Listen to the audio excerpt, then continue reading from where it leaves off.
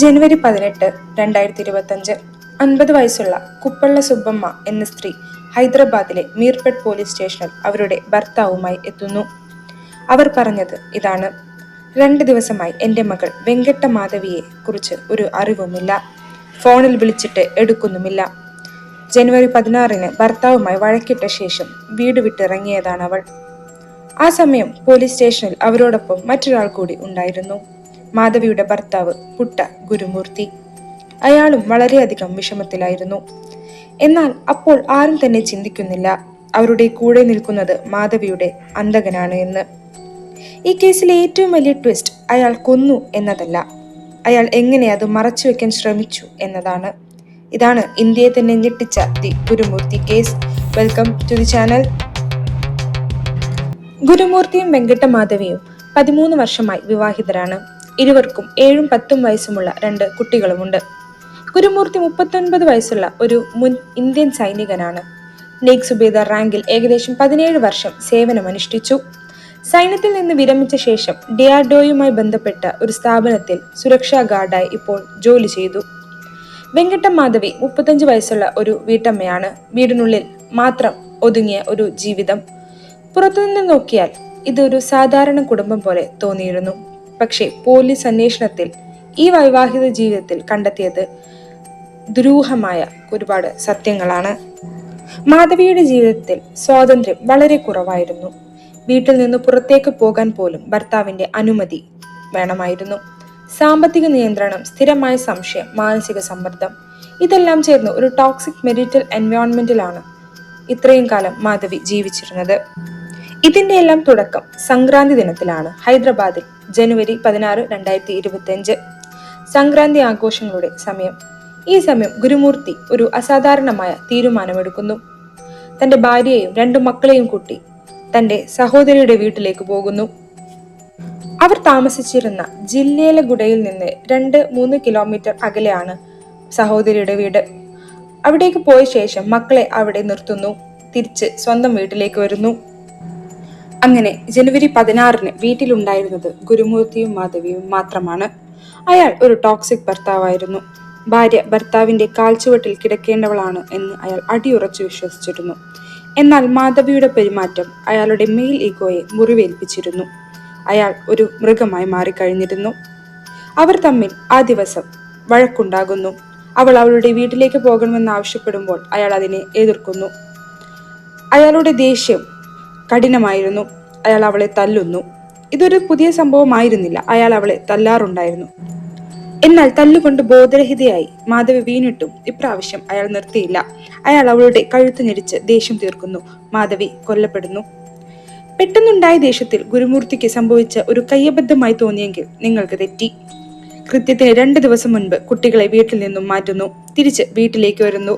വഴക്കുണ്ടാക്കുന്നു. ശേഷം ഭാര്യയെ കൊന്നുകളയുന്നു. ഇതെല്ലാം അയാളുടെ മാസ്റ്റർ പ്ലാനിന്റെ ഒരു ഭാഗമായിരുന്നു. അയാൾ ഒരു സാധാരണക്കാരനല്ല. ആർമിയിലെ നേക് സുബേദാർ ആയിരുന്നു. നിയമത്തെയും നിയമത്തിന്റെ ലൂപ്പ് ഹോൾസിനെയും പറ്റി അയാൾക്ക് നല്ല വിവരമുണ്ടായിരുന്നു. അഥവാ പിടിക്കപ്പെട്ടാൽ പ്രീ പ്ലാൻഡ് മർഡറിന് ലഭിക്കുന്ന ശിക്ഷയേക്കാൾ കുറവ് മാത്രമേ പെട്ടെന്നുള്ള ദേഷ്യത്തിൽ സംഭവിച്ച നരഹത്യയ്ക്കു ലഭിക്കൂ എന്നത് അയാൾക്ക് അറിവുണ്ടായിരുന്ന കാര്യമാണ്. കൊലപാതകത്തിന് ശേഷം മൂർത്തി 8 മണിക്കൂർ ആ വീടിനുള്ളിൽ തന്നെ ചിലവഴിച്ചു. രാവിലെ 10 മണി മുതൽ വൈകിട്ട് 6 മണി വരെ അയാൾ വീട്ടിലെ ബാത്റൂമിൽ അവളുടെ ബോഡി ചെറിയ കഷ്ണങ്ങളാക്കുന്ന തിരക്കിലായിരുന്നു. ബോഡി പുറത്തേക്ക് കൊണ്ടുപോയാൽ CCTVയിൽ പിടിക്കപ്പെടുമെന്ന് അറിയാവുന്നതുകൊണ്ട് അത് കഷ്ണങ്ങളാക്കി പ്ലാസ്റ്റിക് ബാഗിൽ കൊണ്ടുപോകാൻ അയാൾ തീരുമാനിച്ചിരുന്നു. ആദ്യം കൈകളും കാലുകളും മുറിച്ചു മാറ്റി. അത് ഒരു ബക്കറ്റിലിട്ട് തിളപ്പിക്കുന്നു. മാംസവും എല്ലും വേർതിരിക്കാനാണ് ഇത്തരത്തിൽ ചെയ്യുന്നത്. ശേഷം എല്ലുകൾ പൊടിച്ച് മാംസവും ചേർത്ത് ബാത്റൂമിലെ ഫ്ലഷ് ടാങ്കിൽ പലതവണ ഫ്ലഷ് ചെയ്യുന്നു. ഒടുവിൽ ബാക്കി വന്ന ശരീരഭാഗങ്ങൾ ഒരു ട്രാഷ് ബാഗിലാക്കി അടുത്തുള്ള ചന്ദൻ ലേക്കിൽ തള്ളുന്നു.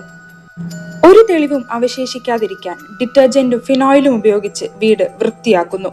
ശേഷം അയാൾ ഒന്നും സംഭവിക്കാത്ത മട്ടിൽ അന്ന് തന്നെ അയാളുടെ സുഹൃത്തുമായി സിനിമയ്ക്ക് പോകുന്നു. ഒട്ടും പശ്ചാത്താപമില്ലാത്തൊരു മനുഷ്യൻ. 13 വർഷത്തെ ദാമ്പത്യത്തിൽ ഒരിക്കൽ പോലും അയാൾ മാധവിയെ സ്നേഹിച്ചു കാണില്ല. അവർക്കിടയിൽ വഴക്കുകൾ പതിവായിരുന്നു.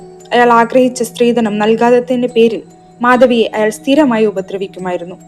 എന്നാൽ തന്നെ കൊന്നുകളയുമെന്ന് ആ പാവം സ്ത്രീ ചിന്തിച്ചിട്ടുണ്ടാകില്ല. തുടക്കത്തിൽ പോലീസിന് ഇത് വെറും ഒരു മിസ്സിംഗ് റിപ്പോർട്ട് മാത്രമായിരുന്നു. എന്നാൽ CCTV പരിശോധനയിലാണ് മൂർത്തിയുടെ കള്ളത്തരങ്ങൾ പുറത്തുവരുന്നത്. ജനുവരി 15-ന് ഗുരുമൂർത്തിയോടൊപ്പം വീട്ടിലേക്ക് കയറിപ്പോകുന്ന മാധവി പിന്നീട് ഒരിക്കലും പുറത്തേക്ക് വരുന്നില്ല. എന്നാൽ മൂർത്തി പലതവണ ബാഗുമായി പുറത്തേക്ക് വരുന്നുമുണ്ട്.